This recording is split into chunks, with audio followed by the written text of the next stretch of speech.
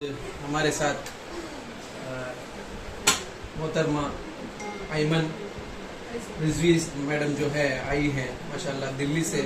बहुत लंबा सफ़र करके आई क्योंकि यहाँ के जो आइडियल्स आप इंस्पिरेशन सुने आप यहाँ पे इनके, तो बहुत से आपको एक लाइफ का जो सुना नहीं था एक्सपीरियंस, तो इनके लाइफ का एक एक्सपीरियंस आपको एक एग्जाम्पल होके दिया है। तो हम लोग तहे दिल से आपका शुक्रिया अदा करते हैं।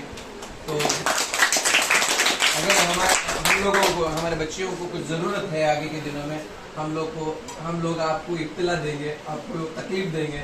इंशाल्लाह आप हमारे तकलीफ को एक्सेप्ट करके यहाँ पे इंशाल्लाह। मैं तो बल्कि वो भी माशाल्लाह, आप तो पूरी टीम है, बहुत सारी हैं, अनकाउंटेबल है, कुछ यहाँ पर पता नहीं कहाँ होंगी। मैं तो अपना जज्बा अकेली लेकर चली थी, मेरी तो अकेली लड़ाई थी। किसान मूवमेंट में अकेली महिला खड़ी थी, मुस्लिम महिला। कहीं भी होता है मॉब लिंचिंग होता है, कहीं गैंग रेप होता है, अकेली पहुंच जाती दंदनाती। अभी कासगंज में पुलिस कस्टोडियन में एक लड़के को मारा गया, पता नहीं आपको पता अलीगढ़ के पास एक कासगंज है, वहाँ पुलिस वालों ने कस्टोडियन में 21 साल के बच्चे को लटका कर और टॉयलेट की टंकी पे कैसे सुसाइड करी। इस तरह जिसने जो एसीपी था वो इंजीनियर था, मैं वही खड़ा होकर बोल के रही, शुक्र समझ तुझे इंजीनियर नहीं बनाया, तू तो हवा में बिल्डिंग बना देता। हमने एक फोटो खुदकुशी करा दी।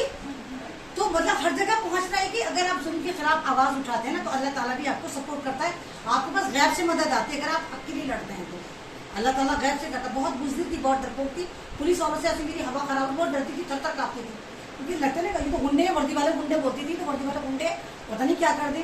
लेकिन जब शाहीन बाग शुरू हुआ और हर कदम पे चप्पे चप्पे पे 2-2 इंच पर पुलिस वाले थे, तो उनके साथ सेल्फी खिंचवाकर स्टेटस लगाती थी, डर के आगे जीत है।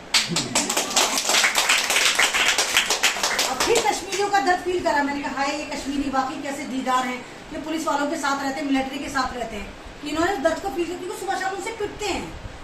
जामिया का जो जामिया स्टूडेंट्स थे जिन्होंने प्रोटेस्ट करा थे, जामिया यूनिवर्सिटी से गूंज चली थी, जैसे आपकी स्कूल से चली, आपकी स्कूल से चली ना, कॉलेज के बाहर चली, लेकिन हल्के हल्के फैलता चला गया। अब ये हिजाब प्रोटेस्ट करके बन गया, तो ऐसे वो जामिया से चला था, ये सारा का सारा जो चला था, बच्चे बैठे थे, पिटे थे, मरे थे, फिर शाहीन बाग बना था। तो अल्लाह का शुक्र शाहीन बाग की महिलाओं ने बड़ी हिम्मत दिखाई थी। वो कौन थी वो लेडीज? वो तमाम की तमाम बुर्के वाली थी, वो तमाम की तमाम मुस्लिम समाज से आती थी। हाँ, उनको दलित समाज ने भी सपोर्ट करा, उनको सरदार समाज ने भी सपोर्ट करा, उनको दूसरे समाजों ने भी सपोर्ट दिया, लेकिन मेन जो बैठी थी संविधान लेके, वो तमाम की तमाम मुसलमान बहनें थी। आज 2 साल हो गए एनआरसी को, अभी भी दिल्ली की जेलों में 15,000 से ज्यादा एनआरसी में मुसलमान लड़के और लड़कियां बंद हैं, जिनकी कोई अभी सुनवाई नहीं है। डेट लगती है और खत्म हो जाती है। बड़े बड़े चेहरे पड़े हुए हैं जिनको कोई भी आजादी नहीं मिली। किसी को भी अभी भी उठा लेते हैं कि तुम एनआरसी में थी। कल ही एक लेडी को उठाकर ले गए जो आपके लिए आवाज उठा रही थी वहां पर, और जब मैं प्लेन में उतरी बॉम्बे में, तब मुझे पता चला कि उनको तरन्नुम जी को उठा लिया, अमन जी आवाज उठाइए, तो उनको फोटो दिखाया गया। तो वही है ना जो शाहीन बाग पे भी प्रोटेस्ट करती थी, फोटो निकाल के लेकर आई पुलिस पुराना वाला। तो ये चीजें डराने के लिए सरकार हमारे प्रूफ जमा करती है, लेकिन संविधान पे अगर यकीन हो, सबसे बड़ा संविधान जो हमारा कलाम पाक है और हमारा खुदा जो सुप्रीम खुदा बैठा हुआ है, तो अगर वो हमारे साथ है, हमें सिर्फ उसका डर है, तो जमीनी खुदाओं से डरना छोड़ दें। कुछ नहीं करेंगे जमीनी खुदा, बस अल्लाह पे यकीन हो और आपको अपनी नीयत पर यकीन हो।